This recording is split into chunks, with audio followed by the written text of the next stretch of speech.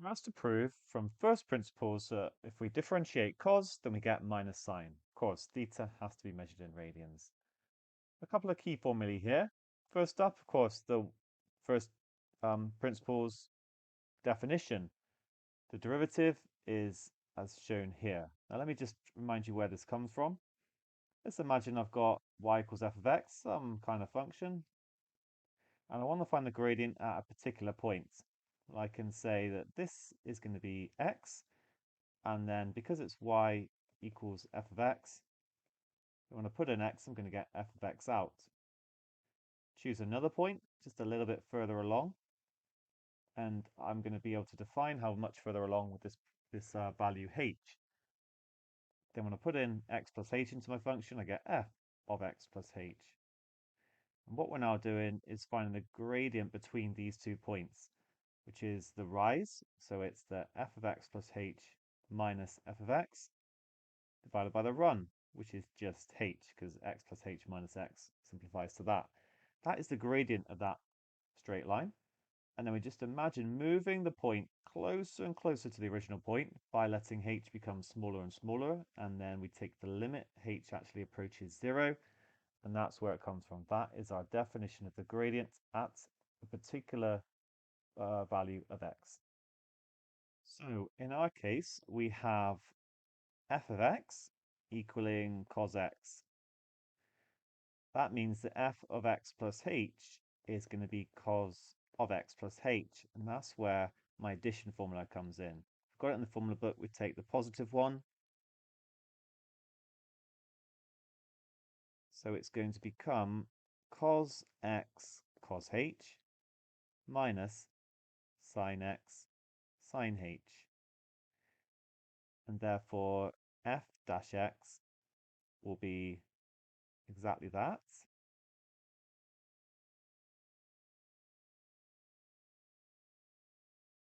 Minus cos x all over h. And sorry, I forgot the limit. Very important, the limit as h tends to 0. And I want to somehow get minus sine theta. The nice thing is we know what the answer is going to be. We just have to make sure we can get to it. Okay, well, I've got a cos x and a cos x, so I can factorize that out.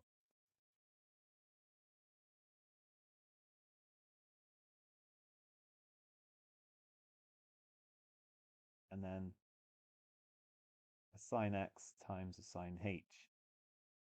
Now this is all over h, but what I could do is split it into 2 different fractions. Just put a bracket around it because I want to find the limit of all of that. Although I could then separate it into 2 different limits. It's possible if you're adding 2 things and taking the limit, you can just take the limit of one and then add the limit of the other, or in this case, we're subtracting.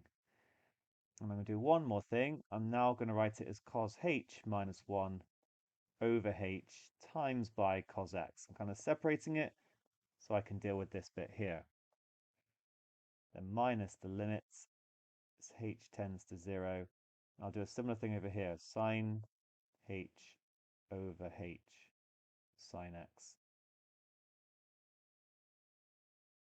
And now I can use actually these 2 results. So as h tends to 0, sine h over h actually tends to 1, whilst cos h minus 1 over h tends to 0. So that means actually I can even take the cos x out of this limit. Basically, I'm dealing with this, and then we're saying that that is going to tend to 0. And then this one here, and that is going to tend to 1. It's very quickly just become exactly what we need, minus sine x.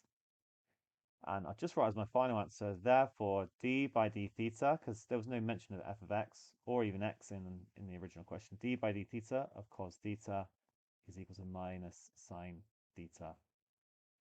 And we're done. All I'm going to do to just finish this off, away from the mark scheme and everything, is just explain where these come from. It's actually our small angle approximations. Remember, when h is small, sine h is approximately h. In fact, it's h minus h cubed over 3 factorial. And if you divide that by h, then we would actually be left with 1 minus h squared over 3 factorial. I mean, there's some other terms as well, But basically, as h approaches 0, this is just going to disappear, and we're going to get to 1. Similar thing happens with cos x minus 1. Sorry, cos h minus 1. So it's when h is small, it would be 1 minus h squared over 2 factorial. There'd be some other terms as well. And then I'm minusing 1 from that. The other terms would be higher powers of h.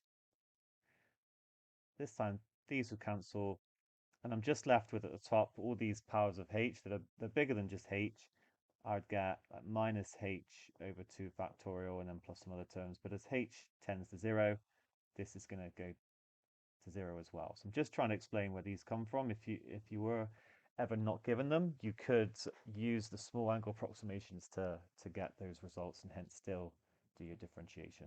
So make sure you practice that one as well as similar question that sine theta goes to cos theta. Those are the two to make sure you're aware of regarding trig first principles differentiation.